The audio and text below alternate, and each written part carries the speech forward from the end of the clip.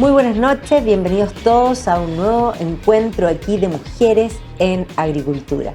Y estoy muy contenta porque hoy día nos acompaña una gran amiga a quien yo admiro profundamente, una de las personas que más sabe y que más ama la educación. Así que vamos a hablar precisamente de educación. Marilú Mate, ella es decana de la Facultad de Educación de la Universidad Finisterra, pero ha estado involucrada en educación siempre. Bienvenida, Marilú, a nuestro programa, donde aquí las mujeres nos hablamos de todos los temas. Buenas noches, Magdalena, gracias por la invitación. Soy decana de la facultad, que no solo es de educación, es educación, psicología y familia de la Universidad Finisterra. Por supuesto, pero tu chaqueta es la de educación que bueno, en realidad está muy vinculado. Es que yo creo que cuando me preguntan por qué, es porque en nuestra facultad miramos tres pilares de la sociedad. Miramos a la persona, a la familia y la educación. Y creo que son pilares fundamentales para el desarrollo de la sociedad. Entonces son tres disciplinas que convergen en muchas cosas y que aportan desde una mirada interdisciplinar a lo que sea en cuanto a formación de profesionales y también a repensar la sociedad que queremos para el futuro y la sociedad que estamos viviendo hoy día. Bueno, ahí G.K. Chesterton decía, frente a las políticas públicas del siglo, digamos, final del siglo XIX, comienzo del siglo XX, británica, cuando el Estado decía hay que salvar a los niños. Y Chesterton, en un ensayo del año 1911 que se llama Lo que está mal en el mundo, decía, no podemos salvar a los niños si no salvamos a los padres. Exactamente, yo creo que desde ya mi amplia trayectoria en el mundo de la educación, creo que tenemos mal puesto el foco. Cuando hablamos de educación, lo trasladamos a la escuela, entendiendo a la escuela como algo genérico, el tipo de establecimiento educacional en distintos niveles. Y se nos olvida que el principal agente formador es la familia, y la base de una sociedad es la familia. Entonces, creo que desde ahí surgen las problemáticas que tenemos que plantearnos primero como sociedad y dejar de tratar de endosarle a otros responsabilidades y entender que esto es una co-construcción. El repensamiento de una sociedad, de un país, para poder verdaderamente avanzar, tiene que hacerse desde algo muchísimo más profundo que es la escuela y los docentes. Claro, claro. Bueno, y ahí yo diría que, y un poco preguntarte a ti, nosotros sabemos que la educación está en crisis, no solo en Chile, en todas partes, pero en Chile tenemos hoy día puesto el foco en todo lo que estaba mal. Y es más, olvidamos en el camino todo lo que estaba bien, ¿ya? Pero efectivamente ese foco puesto en lo que está mal, uno de los grandes puntos, por supuesto, es pensiones, es salud y es educación. Y ahí la gran pregunta es, ¿qué es lo que está mal y cómo lo podemos arreglar? ¿Y lo que están haciendo es lo correcto o nadie le ha dado el palo al gato? A ver, yo quiero partir por algo que tú acabas de decir, que es que el foco está puesto en lo que está mal. Yo creo que hoy día, post pandemia, por decirlo, porque estamos todos de alguna manera de vuelta en la presencialidad, no se ha hecho un reconocimiento a lo que hicieron los miles de profesores en el país, en el contexto en que les tocó de la noche a la mañana salir de las aulas, irse a su casa, asumir las responsabilidades de las casas, las responsabilidades de su familia y seguir en un proceso tratando de que los niños, en condiciones muchas veces muy precarias, las más de las veces, ¿verdad?, lograran tener algún tipo de aprendizaje. ¿Y esto por qué pasa? Porque yo creo que hay un fenómeno social de mal mirar la profesión docente. Hoy día, es verdad que si tú haces las últimas encuestas dicen que es la cuarta profesión más valorada socialmente. Sin embargo, hay una tendencia todos los años, y ha sido sistemática, de postulaciones a las carreras de pedagogía. Y tenemos un déficit proyectado de 26.000 profesores para el año 2025. Déficit que no quieren ser profesores. Que no quieren ser profesores. ¿Y por qué no quieren ser profesores? Y por eso te digo que este es un fenómeno social. Porque se mira esta profesión como una profesión, porque se tiene una idea de que son mal pagados. La verdad es que en estricto rigor, si uno mira los números, un profesor que entra en el sistema público, digamos, parte con un buen sueldo, es 1.100.000 pesos. Tiene un tramo de una carrera docente. Entonces la pregunta es, ¿el problema es el sueldo o el problema es las condiciones en que trabaja? El problema es que los medios resaltan todos los negativos, toda la violencia escolar, las convivencias, pero no resaltan los aprendizajes de los estudiantes, no resaltan al buen profesor. Siempre tendemos a resaltar lo mal. Entonces tú me dices, ¿la educación está mal? Sí, pero yo creo que la educación está mal en el mundo porque tenemos una crisis valórica, donde hemos perdido como mundo el norte en cuanto a qué es lo que se respeta, a qué es lo que verdaderamente importa, por qué es lo que tengo que luchar en la vida para ser yo una mejor persona. Sí, claro. Entonces esta sociedad que está caótica, ¿verdad? Bastante destruida en términos de los parámetros con los que se está moviendo, se refleja en el contexto de la educación. Y a todo esto, nosotros como país no tenemos una política de Estado.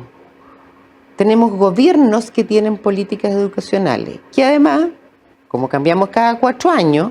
Cambian a cada rato. Cambian, a veces no es que cambien radicalmente, pero cambian, o se produce un cierto inmovilismo, y tratamos de decir que lo que hacían los otros no era tan bueno, que nosotros tenemos algo bueno, y en 4 años, entre que pasamos 1 año haciendo el análisis, después tenemos 2 años para implementar, y el sistema escolar dura 12 años, o sea, ni siquiera alcanzamos a implementar todos los procesos. Vienemos con cambio y volvemos de nuevo esto, y muy movilizados por ideologías políticas, de cualquier índole, ¿eh? No estoy haciendo una apología de una ideología o de la otra, sino que... Entra uno y dice, este es el camino, entra el otro y da la vuelta este para otro el camino y esto está permeado por esta ideología, entonces yo lo quiero permear para este lado, pero no es una política de Estado de decir cuál es el rol de la educación. La educación te tiene que abrir ventanas, te tiene que abrir puertas, te tiene que incentivar a que tú quieras ser más, a conocer el mundo, a irte desarrollando. Te tiene que abrir la mente, básicamente. En el fondo te tiene que abrir el la hambre. mente, te tiene que abrir el que tú quieras aprender, el que tú lo quieras, no porque te van a poner una nota, no porque te van a dar un trabajo, no porque te vas a comprar un mejor auto. Es una satisfacción personal. Es como yo te decía hace un rato, le enseñamos a leer a los niños, le enseñamos a escribir, pero no les enseñamos a amar los libros, no les enseñamos a querer leer, no les enseñamos a querer escuchar música. ¿Por qué? Porque eso no se enseña, no se dicta, no se norma, se vive. Claro. Bueno, ahí volviendo un poco a lo que yo te planteaba de Chesterton, que es divertido porque estamos hablando de finales del siglo XIX, comienzo del siglo XX, entendiendo que los colegios, además, como los entendemos hoy día, es una invención de finales del siglo XIX. Absolutamente. O sea, los colegios no tienen 200 años, las universidades tienen 1000, que eso es algo que la gente no lo tiene en la retina, porque la gente piensa que para entrar a la universidad tienes que terminar el colegio, pero en la historia de Occidente no era así. Pero dicho eso, Chesterton planteaba que la única educación es la autoeducación. ¿Eso sigue siendo válido? Eso sigue siendo válido porque la persona que no se quiere educar, ojo, no dije que no se puede educar, que no se quiere educar porque no ve cuál es la razón de educarse, entendiendo que educarse es abrirse al mundo, entendiendo que educarse es más allá que aprender matemáticas instrumentales o entender un mapa, es entender el mundo, querer comprender el mundo y contribuir al mundo, insertarte verdaderamente, ¿verdad? Es de la persona. Si hay algo que se ha validado desde los estudios neurocientíficos, desde estudios como los que hemos desarrollado en torno a la educación imaginativa, que la clave para que la persona aprenda es la motivación de la persona, es el querer aprender. Y la motivación no es la zanahoria, la nota es una zanahoria, el puesto de trabajo es una zanahoria. El querer aprender por mi satisfacción de aprender, es intrínseco, y eso es de la persona. Entonces la autoeducación es muy importante. Y piénsalo tú, Magdalena, no hay niños chicos, cierto que al principio si tienen una ansiedad de separación y lloran porque dejan a la mamá, al papá o a que esté ejerciendo el rol parental, pueden llorar para acostumbrarse, pero disfrutan. Sí, claro. ¿Y qué hacemos? De hecho, los papás que quedan con la angustia cuando el niño queda llorando, se van saben que a los 5 minutos la criatura dejó de llorar y lo empezó a pasar. Y vuelven y el niño está feliz. Y el niño está feliz. Pero fíjate que esto pasa en los primeros años y gradualmente el niño no está feliz. Y ahí te voy a tomar el ejemplo que decía Ken Robinson, hay un estudio que él hizo sobre la creatividad y Y dice, ¿quiénes son más creativos y por qué van perdiendo la creatividad las personas? Porque el sistema escolar va tratando de uniformarlo, va tratando de que responda a este modelo educacional con el que trabajamos, en que seguimos todavía, y yo creo que es uno de los problemas que tenemos, el currículum vigente que tenemos nacional, si uno lo ve desde la intención, está buscando desarrollar habilidades cognitivas, está buscando desarrollar actitudes, está buscando desarrollar valores para llegar al objetivo de aprendizaje. Pero es de una extensión enorme que uno dice, de verdad es necesario todo esto. ¿Y qué saben profundamente? No. ¿Cuánto de eso verdaderamente queda? Porque la pregunta es, ¿esto nos sirve para que se encanten y nuestros alumnos quieran seguir aprendiendo? No digo seguir una carrera universitaria. ¿Quieren seguir aprendiendo? Claro. ¿Quieren ser más? ¿Quieren ser más ellos? Porque verdaderamente, si tú haces un estudio, tú te encuentras con que hay un deber ser. Yo tengo que sacarme buenas notas porque las notas importan, porque el ranking importa, porque me tiene que ir bien en la prueba, tengo mucha incertidumbre porque cambiar, todas esas cosas. Pero eso es un deber ser impuesto por la sociedad, no por lo que la persona quiere ser. Claro. No por entender a un filósofo, no por disfrutar una obra de teatro, no por entender lo que está pasando en el mundo desde un contexto histórico y sociocultural. Ese conocimiento lo construye uno como persona. El querer aprender lo debiéramos lograr desde las instituciones educacionales. Claro. O sea, les enseñamos a leer, pero los encantamos con la lectura. ¿Para qué? Para que sean ávidos lectores. Si van a leer en un aparato tecnológico, en un libro, en lo que sea, no importa. Lo que queremos es que sean ávidos lectores, comprendan lo que están leyendo. Entonces, si bien hay una etapa en que uno tiene que dar, yo te diría que como herramientas para poder aprender, creo que en este foco de herramientas se nos olvida encantarlos con la educación. O sea, estamos muy enfocados en digamos, lo práctico que es digamos, la herramienta misma. Y es más, yo creo que la formación de profesores también tiene que ver mucho con eso, porque, no sé, yo veo por lo menos en muchas mallas, espero que, y yo sé que en tu facultad eso ha ido cambiando el foco, pero en general hay mucha pedagogía, mucha didáctica, mucha evaluación que tienen que ver con las cosas de la educación, pero uno de los dramas que nosotros tenemos también en la educación nuestra, hoy día pensando en cómo está estructurado, es precisamente que muchos profesores enseñan, sobre todo los profesores generalistas, toda la primera parte básica, que en los primeros 4 años, primer ciclo, funciona bastante bien porque los niños todavía saben poco, pero en la medida que los niños van creciendo, hay un profesor en, no sé, séptimo que enseña matemática y que sabe pedagogía, didáctica, evaluación, pero no sabe matemática. Bueno, yo creo que uno de los problemas que nosotros tenemos como país, son varios problemas. Creo que el sistema, como está estructurado, es un sistema terriblemente burocrático, es un sistema en que las personas tienen que cumplir con muchos trámites, por decirlo así, pero no lo quiero descalificar a ese nivel. Sin embargo, no está ese mismo sistema es el que hace que, aunque uno forme efectivamente a un profesor que, si va a enseñar matemática, tiene que tener conocimiento disciplinario por una razón súper simple. Tú no puedes ser creativo y variar y ajustarte al contexto, eliminar barreras de aprendizaje, considerar la diversidad si no tienes dominio disciplinar, en el ámbito que sea. Donde yo me siento seguro, yo exploro y soy terriblemente creativo porque puedo hacerlo porque tengo seguridad. El profesor que no tiene un dominio absoluto de su disciplina, le es muy complejo, entonces va a la forma que le ha resultado, que le es segura. Pero además se topa con un sistema que le pide que diseñe de una manera, que evalúe de una manera, que lo evalúa de esa manera. Y yo creo que ahí hay una responsabilidad que no solo la quiero achacar a la sociedad, creo que también hay que achacársela a los profesores. Yo creo que hay un concepto que se nos ha olvidado, que es el liderazgo del profesional.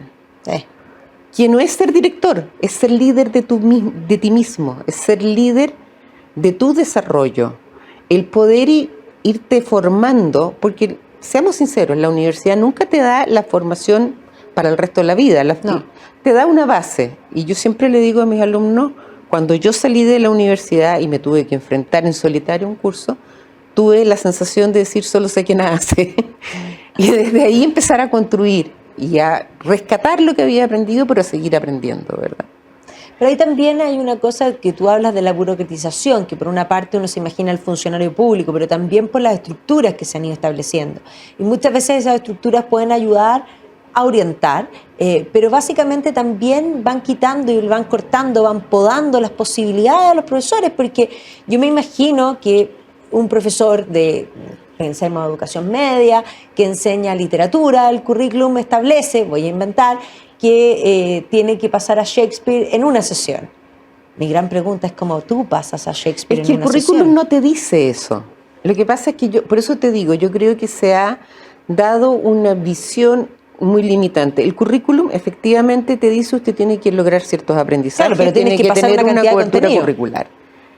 Pero no te dice, porque yo puedo dedicarle mucho tiempo a Shakespeare y a la vez estar cubriendo muchas otras cosas. Claro. Porque Shakespeare no lo miro solo desde por supuesto. Pero como tenemos estos compartimentos que se llaman asignatura y que seguimos mirando esto así, no vamos haciendo una red de conocimientos en nuestros estudiantes. Yo creo que eso es importante entenderlo, y ahí es donde el profesor que está bien formado, y eso tiene que ver con un concepto de sí mismo, ahí donde yo te digo, donde yo me siento que yo estoy empoderado, que soy un profesional de la educación, que soy un líder pedagógico, y adentro de mi sala de clase soy dueña. Soy jefe. Y tengo la tremenda responsabilidad de abrirle las puertas del mundo o de etiquetar negativamente a una persona. Solo que eso lo haces al menos con 30 personas a lo largo de todos los años. Ese profesor que tiene argumento y que le puede mostrar, hay contextos donde es más fácil mostrar y hay contextos donde es más difícil hacer el cambio. Pero no se puede conformar, no se debe quedar callado, no debe dejar de atreverse a hacer una propuesta distinta. Yo creo que ahí tenemos un rol los formadores iniciales, a formar a personas que tengan esa capacidad de argumentar y fundamentar, esa capacidad de adaptarse y crear en el contexto, de hacerse cargo de la realidad, de dejar de decir es que estos niños tienen este problema, es que porque es un llanto colectivo, ¿verdad? De todos los problemas que tenemos. Bueno, ¿y qué hacemos con los problemas? ¿Cómo los solucionamos? Porque somos profesionales. Tú vas al médico y no esperas que el médico llore contigo con tu enfermedad. Tú esperas que el médico te dé un tratamiento. Por supuesto. Bueno, el profesional de la educación tiene las competencias para hacerlo. Y tiene que ir afianzando estas competencias a lo largo de la vida. Como en un aprendizaje de por vida. En una apertura a no replicar un modelo. Chile no es Finlandia y nunca vamos a poder replicar el modelo finlandés. Por 20.000 razones, ¿verdad? Sí. Pero ¿qué de ese modelo a mí me podría servir? Claro. ¿Qué es lo que...? Y tener una capacidad de análisis crítico, si el pensamiento crítico está perdido. Yo creo que ahí hay una de las cosas bien fundamentales, porque todos han mirado a Finlandia, bien tú lo dices, pero una de las cosas que hizo Finlandia fue principalmente enfocarse en los profesores, si nosotros nos vamos hacia atrás, es muchísimos años, diría de la década del 60 más o menos. Por lo tanto, ese foco de la capacitación del profesor es algo que aquí no lo tenemos. No es un milagro. No es un milagro. Y no es tampoco porque los profesores vayan a reivindicar en las calles que quieren más sueldo o que le paguen las pensiones, que es donde los vemos aquí constantemente. El gremio está tremendamente politizado en nuestro país. Y el gremio representa a un porcentaje muy bajo de los profesores por lo demás, si hablamos de la institución colegial. Sí. Pero ¿qué hizo Finlandia? Valoró como Estado el ser profesor. Sí. Entonces pensó qué se necesita para que todos valoremos esto. Generó las condiciones. Y las condiciones no son solo económicas, son las condiciones para poder ejercer la profesión, son las condiciones del aula, donde los padres respetan al profesor porque confían en lo que el profesor está haciendo, donde el Estado confía en el profesor y el profesor puede ser innovador porque sabe que ha tenido una formación. En Finlandia ningún profesor entra a ser autónomo en una sala de clases si no tiene un grado de magíster. Pero mientras está haciendo el grado de magíster, ha estado trabajando con un profesor experto. Y claro, a su vez ya tenía una carrera real. Y en ese concepto tú dices, claro, hay una ley que dice del desarrollo de la carrera profesional docente. Pero el punto es que Chile, además, siendo tan diverso como es, porque nosotros geográficamente nos condiciona a ser diversos socioculturalmente, se ha planteado qué debemos hacer con los profesores que están en ejercicio para que estos profesores que están en ejercicio no tengan licencias médicas porque ya no pueden más, no se sientan sobrecargados, se sientan valorados. Una cosa es la remuneración, obviamente. El que cuando te dejes de trabajar puedas vivir dignamente, pensión, también es justo. Pero eso es una demanda social de todo el mundo, ¿verdad? Pero es en el momento en que estás trabajando, ¿cómo hacemos para que el profesor a los 5 años de ejercicio no se vaya? ¿Qué es lo que nos está pasando? Que permanezca, es que tenga incentivos para seguir estudiando, facilidades para seguir estudiando. Que siga estudiando en aquello que es lo que es bueno y lo que se necesita. Si nosotros tenemos miles de cursos de perfeccionamiento, el CPIP da cursos gratis. La pregunta ¿es lo que el profesor necesita? Bueno, ahí viene un punto. Nosotros, ciertamente hay muchos recursos puestos sobre la mesa, porque una de las cosas que siempre se grita es que se necesitan más recursos. Pero con los recursos que tenemos, yo creo que si tú fueras, yo también creo que es gestión, pero para allá voy la pregunta, porque siempre a uno le dicen, a mí me ha pasado ahora que estoy bastante metida en política, dicen, tú deberías ser ministra de Educación. Yo digo, no, por ningún motivo. Ya, pero me pasa lo mismo, si yo tuviese que elegir una ministra de Educación, serías tú. Gracias, pero, no. Lo sé, pero ¿por qué? Porque es importante que la gente entienda que no es que uno no quiera, sino que uno comprende que desde ese cargo no se puede hacer lo que hay que hacer. Entonces mi pregunta es distinta. Marilú, ¿qué es lo que habría que hacer? Yo creo que hay que hacer una reforma de las estructuras legales con un repensamiento, y te digo, tener una política de Estado en que de verdad hagamos un análisis de lo bueno y hagamos un análisis de qué tenemos que hacer para eso bueno potenciarlo y efectivamente catapultarnos y tengamos un cambio radical en los resultados de nuestra educación. Y no te estoy hablando de mediciones estandarizadas, te estoy hablando de personas educadas, de personas cultas, ávidas del saber, de no solo de tener esta mirada. Siento que ha habido una mirada también a nivel social y mundial de formar buenos profesionales, pero en ciertos ámbitos. Se nos olvidaron las humanidades, se nos olvidaron la arte, se nos han olvidado elementos fundamentales. Entonces, pero hoy día tenemos leyes que nos norman y nos rigen, por un lado. Entonces, sí creo que hay que repensar las estructuras, hay que repensar cómo está diseñado el currículum, si efectivamente es efectivo o si tendríamos alguna forma más efectiva. Pero además tenemos que cambiar las prácticas políticas.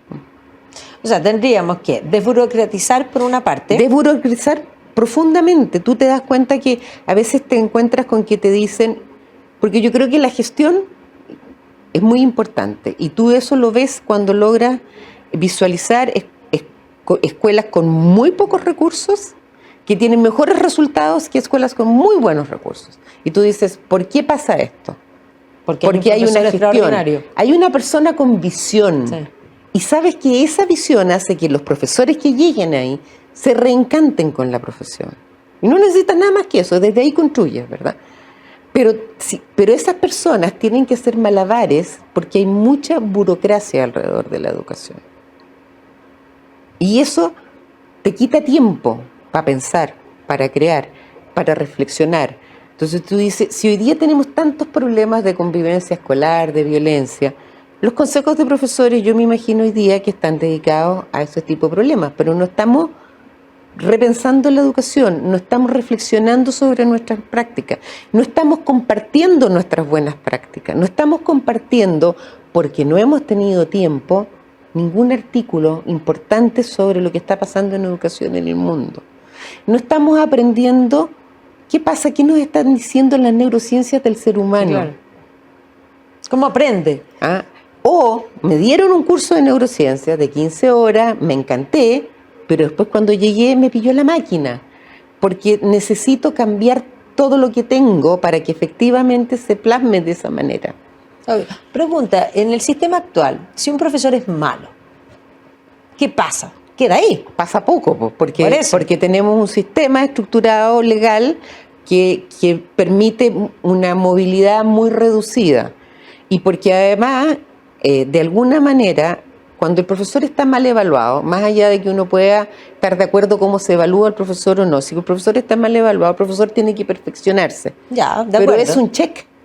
Asistió al curso y check. Y check. Ya, pero ahí viene el punto. Más que la evaluación real es como la evaluación de mercado. ¿Los niños aprenden o no aprenden? Es que ¿Los yo niños creo se que ahí está el foco. ¿O no se encantan? El foco no está en lo que... Porque en si pasó la prueba.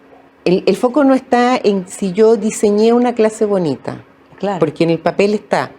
Hay un concepto que una cosa es el currículum diseñado. Exacto. Otro es el currículum implementado y otro es el que yo creo que implementé. Claro. ¿Por qué?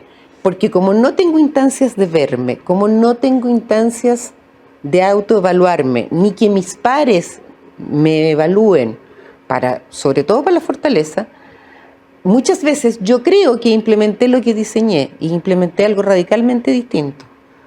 Entonces, el currículo implementado es el que en definitiva es el que te permite logros de aprendizaje. Entonces, el foco debiera ser, partimos con estos niños, con estos adolescentes, con estos estudiantes, con esta característica, con este nivel de este perfil. ¿Cuál fue la transformación? ¿Cómo se transformaron? ¿Qué logramos? ¿Cómo nos hicimos cargo? ¿Cómo resolvimos? ¿Hay tiempo para pensar eso? ¿O resulta de que entre que tengo muchos alumnos, entre que tengo que cumplir con tantas obligaciones, entre que las horas que tengo dedicadas a pensar, porque hoy día sí tenemos un fenómeno importante de licencias médicas, tengo que ir a cubrir? Claro. Porque no hay profesores. Entonces, eso hoy día yo creo que es fundamental, formar un profesor que es capaz de reflexionar, de investigar en forma permanente para mejorar sus prácticas. Obvio. Pero además de asumir esto de, mira, creemos una comunidad que comparte las experiencias. El profesor tiende a trabajar en islas. Sí. Y le va bien, qué bueno, tampoco lo muestra, pero le va mal, no va donde sus colegas y le dice, ayúdenme a resolver este problema.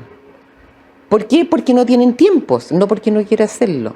Pero además porque en el modelo está tan instalado que es muy difícil cuando te sale un profesor nuevo que el sistema de alguna manera no lo fagocite, digo.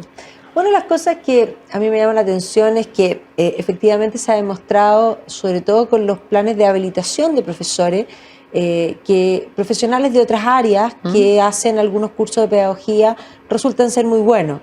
Incluso, voy a agregar, muchas veces sin hacer los cursos de pedagogía, son muy buenos. Entonces, ahí viene la pregunta, flexibilizar y permitir más profesionales, ¿no sería algo positivo yo diría, de segundo ciclo para adelante? Bueno, yo creo que, sobre todo enfrentando ahora la carencia que tenemos de profesores y muchos profesores de ciertas disciplinas, específicamente en el ámbito de la educación media, hoy día los programas de prosecución de estudios de formación pedagógica son muy importantes porque tienen una gran ventaja. Un profesional que estudió una disciplina X y que descubrió que tiene una vocación y una habilidad innata para aprender, es un buen profesor, es un potencial. Ahora, como es una profesión, creo que es importante formarlo. Y creo que hoy día esa es una muy buena respuesta, porque yo estoy segura que hay muchas personas que sintieron cuando terminaron su enseñanza media que querían estudiar pedagogía, que les gustaba. Y el medio los desincentivó.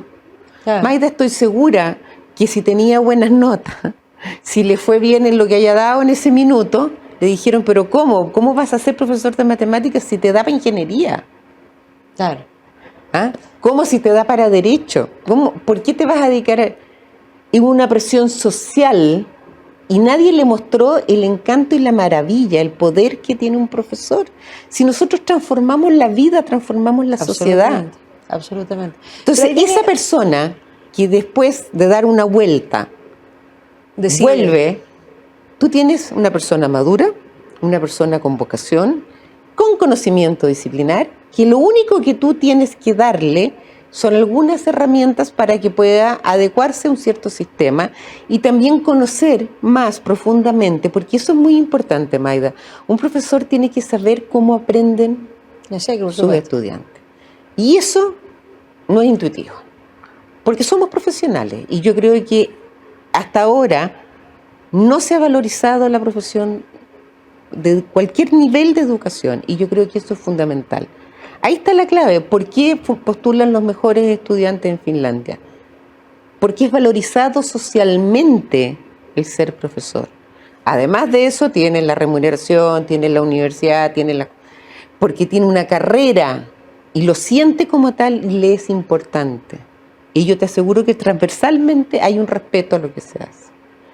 Y en esta sociedad en que además hemos perdido todos los respetos a toda la jerarquía. Bueno, ahí hay un punto que también tiene que ver con nuestro problema en la educación, porque bien tú dices que hemos perdido todos los respetos. Una de las cosas que hemos visto, y si nosotros miramos las noticias respecto a los colegios, permanentemente la toma, la agresión, de parte, en el fondo, el borrar todas las barreras de autoridad, que no es solamente desde los niños, sino también desde los padres. De los adultos. Los padres validan, o sea, cuando un niño se porta mal y el colegio lo llama, los padres defienden hasta lo indefendible. Bueno, eso que se ve en los padres, se ve en la sociedad, lo vemos todo el tiempo. Hoy día estamos 18 de octubre y seguimos teniendo gente defendiendo lo indefendible, porque efectivamente la violencia como sociedad es algo que no tenemos que aceptar.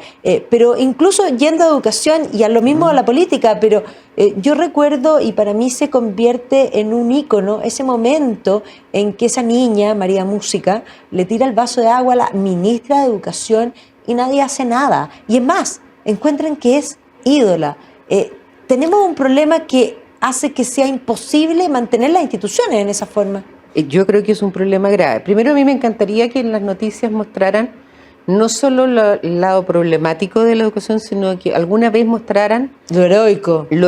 Sí, lo que están haciendo. Esos niños que están encantados aprendiendo, esos adolescentes que sí están encantados aprendiendo. No todos están con el mameluco blanco destruyendo. Sin duda. Son los menos, pero son los que se notan. Hacen ruido. Pero es más, hemos tenido a muchos que hoy día se han atrevido a salir en TikTok y en distintas cosas que quieren aprender. Un poco encarando a sus compañeros que no les permiten, mostrando un poco la intolerancia, pero también el matonaje. Lo que pasa es que estamos en una sociedad del sin razón para mí.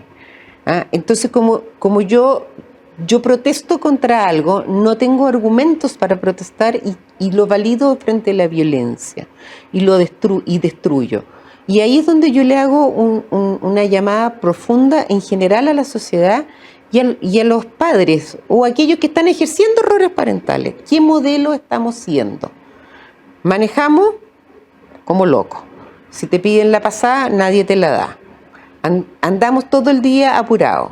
Si nos enojamos, somos lapidarios con el que nos enojamos. Descalificamos a las personas. No calificamos a las personas, las descalificamos. Estamos en un entorno de violencia. Prende la televisión y ¿qué es lo que ves? Aunque sea el cable, sí, claro. ¿Qué predomina? ¿Qué tipo de juegos están usando en el celular sus hijos? ¿Cuánto de esos incentivan la violencia? ¿Cuánto estamos trabajando, Maida, el autocuidado con respecto a las redes sociales? Porque las redes sociales son feroces.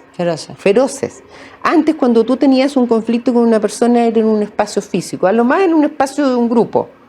Hoy día, miles saben, y todos opinan además, de la vida, no tienen ni una responsabilidad consigo mismo, porque hoy día suben todo, exponen su vida privada absolutamente en las redes sociales.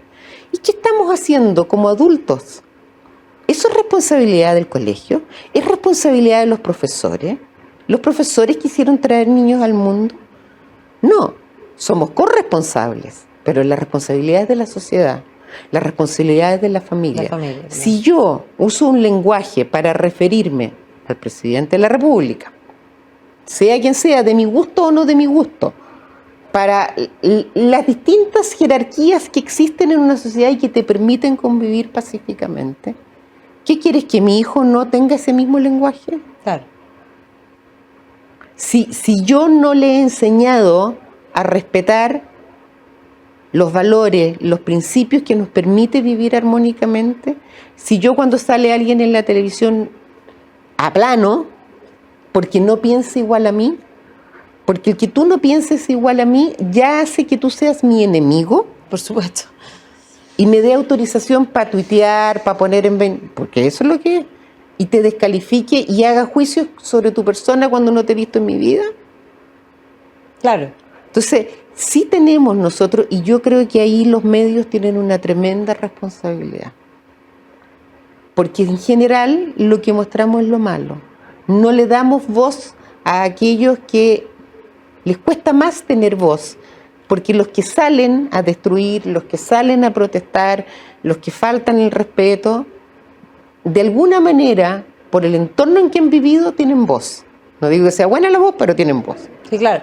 Ahora, una cosa importante, la pandemia, yo sé que trajo un estrés importantísimo, pero también de ella debiésemos aprender varias cosas. Primero, debiéramos aprender que tuvimos que acotar el currículum y no pasó nada.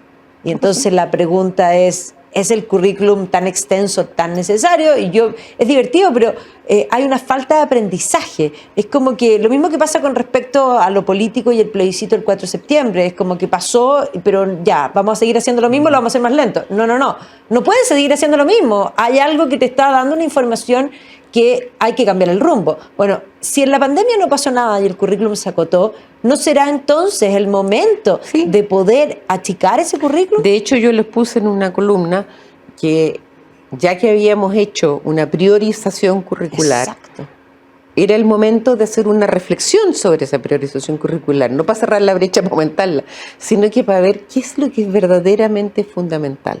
Obvio. ¿Ah? ¿Y qué es lo que verdaderamente...? Porque, a ver, estamos en el siglo XXI. Por supuesto. Estamos en un mundo, en una sociedad compleja. ¿Qué necesitamos? ¿Estamos haciendo verdaderamente esa reflexión? No la estamos haciendo. No la estamos haciendo, pero además, entonces, por ejemplo... yo me pregunto si hemos perdido yo creo que no es que hayamos perdido la capacidad de aprendizaje, pero la capacidad de reflexionar y tomar decisiones tranquilos, que no respondan a la contingencia. La pandemia fue una contingencia que demostró que todos fuimos creativos, todos teníamos capacidad adaptativa, de alguna manera todos fuimos resilientes, ¿verdad? Pero no hemos hecho este proceso de decir ¿qué aprendimos? Aprendimos de que tuvimos que aprender a convivir como familia en un entorno, ¿verdad? Aprendimos que el trabajo que hacen los profesores, por Dios, que es necesario para que nosotros por último podamos hacer el trabajo, ¿verdad? Aprendimos a colaborar, aprendimos a respetarnos los espacios, aprendimos a pelear, porque deben haber habido miles de discusiones en los distintos contextos porque muchas personas están... Pero ¿qué más aprendimos? Aprendimos como sociedad, aprendimos de ver de que un bicho invisible a los ojos, ¿verdad?, nos puso en jaque al mundo entero. Sí. Bueno, yo creo que ahí hay reflexiones fundamentales y principalmente un poco lo que estás tú planteando es filosófica. Claro. Y uno de los grandes dramas de la educación ha sido precisamente eliminar lo que el propio Occidente consideraba lo más importante para educar. Porque cuando dicen que la filosofía era la madre de todas las ciencias, es porque lo sigue siendo. Pero nosotros hoy día lo que no tenemos es precisamente pensamiento crítico. No frente a la situación, decir, primero, ¿quién soy? Claro. Y entonces, teniendo claro quién soy, ¿a dónde voy? Y eso para la vida personal, para la vida social, para la educación. Entonces, ¿a dónde voy? Es lo que no tienen claro. Entonces, la pandemia no solo nos puso, en el fondo, nos mostró que podríamos hacer priorizaciones, sino que también nos mostró que un buen profesor, en disciplinas que no tenemos profesores, podría ser multiplicable a todos los colegios de Chile. Sí. Un buen profesor es aquel profesor que es capaz, y lo demostraron en los contextos de pandemia, donde no tenías los recursos que tienes en un aula normalmente, es capaz de lograr aprendizaje. Pero siempre y cuando definamos qué es lo que queremos lograr. Exacto. Ahora, lo que tú dices para mí, o sea, las bases curriculares que están ahora estructuradas para media, reposicionan filosofía. Pero yo creo que el pensamiento crítico no se desarrolla desde siempre. Y eso implica que nuestros profesores en su formación inicial se formen en filosofía. Por supuesto. Creo que esa base es esencial, porque de aquí a que supongamos que lográramos aplicar lo que está, que tiene muchas cosas buenas, de aquí a que eso sea lo que llegue a la universidad y se formen profesores va a pasar mucho rato. Entonces creo que en la formación inicial hay que hacernos cargo de formarlos para que efectivamente tengan pensamiento crítico, efectivamente sean capaces de reflexionar no desde el deber hacer, sino que desde el deber ser. Sin duda. Que es personal. ¿Qué se podría hacer en lo inmediato? Y con eso es un poco porque nos quedan 5 minutos, pero para cerrar así esa idea, porque yo sé que la gente tiene pesadumbre, porque es como, hay tanto que hacer, no se puede hacer, habría que cambiar las leyes, habría que desburocratizar, claro. Pero siempre se puede hacer algo en concreto. Nosotros no tenemos el poder para cambiar las leyes, no Exacto. tenemos el poder para fijar una política de Estado, pero sí creo que cada persona tiene un poder para hacer un cambio en cómo están viviendo la vida, cómo está viviendo la sociedad, en volver a los valores esenciales, a los principios esenciales. Creo que eso es una responsabilidad que tenemos todos como ciudadanos. Si ejercemos la ciudadanía desde esa mirada, los niños, niñas, adolescentes se van a ir formando en un modelo social. Sí. Y entonces, sí ahí dejemos que los profesionales hagan el trabajo que tienen que hacer y respetemos el trabajo que tienen que hacer. Pero hagamos que nuestros niños y niñas del futuro de verdad sean aprendices felices, quieran aprender. Porque algo vamos a hacer toda la vida, Maida, vamos a trabajar. Trabajemos y hagamos lo que nos gusta, lo que nos apasiona. Y eso se hace aprendiendo todos los días, queriendo ser distinto, queriendo ser mejor. También asumiendo responsabilidad en la sociedad. Entonces yo creo que hay que hacernos un llamado como individuos, como ciudadanos, a que tenemos que parar cómo estamos viviendo, reflexionar sobre lo que nos está pasando y hacer un cambio en cómo hacemos, cómo tratamos al señor de las verduras, cómo tratamos a nuestros padres, cómo tratamos a nuestros niños, qué vemos, qué hablamos, qué panoramas tenemos, qué hacemos con nuestros niños, cómo les abrimos la cultura. ¿Cómo les abrimos la mente? Les abrimos la mente, muéstrenles el mundo. Además, hoy día tenemos la realidad virtual para mostrarles el mundo. Por eso, hoy día yo creo que la virtualidad... O sea, hoy día está todo dado para eso. Hoy día estamos en la democratización del conocimiento. Absolutamente. Y por lo tanto, aprovechémoslo a fondo. Y hagámoslos querer aprender profundamente sobre algo. Y te digo que se puede. No, sí, yo eso lo tengo clarísimo y lo tenemos clarísimo las dos hemos sido docentes, somos docentes y efectivamente uno se entrega pero completamente a los alumnos y se genera. Absolutamente, y yo creo que la gran mayoría de los profesores tienen pasión, tienen vocación y tienen a lo mejor frustración cuando no se sienten validados. Exactamente. Validémoslo. Te agradezco, Marilú, esta conversación porque este tema es fundamental y da para miles de conversaciones más. Así que en un futuro cercano te volveremos a invitar un poco, tal vez para que hagamos la pega de pensar el qué habría que hacer. A lo mejor puede servir de hoja de ruta para aquellos que están perdidos, que de pronto quieren hacer algo y no lo tienen tan claro. Así que pensemos en ese ejercicio. Te voy a dejar la tarea. Te voy a dejar con tarea, porque yo insisto que ciertamente si uno tuviese que nombrar una persona para pensar en educación, yo pensaría de todas maneras en ti y me nombraría tu primera lacayo al tiro. Muchas gracias por la invitación, Maida. Siempre hablar de educación es un privilegio y tú sabes que compartimos miradas al respecto. Exactamente. Muchas gracias, Marilú, muchas gracias a ustedes y nos vemos la próxima semana aquí en Mujeres en Agricultura. Gracias.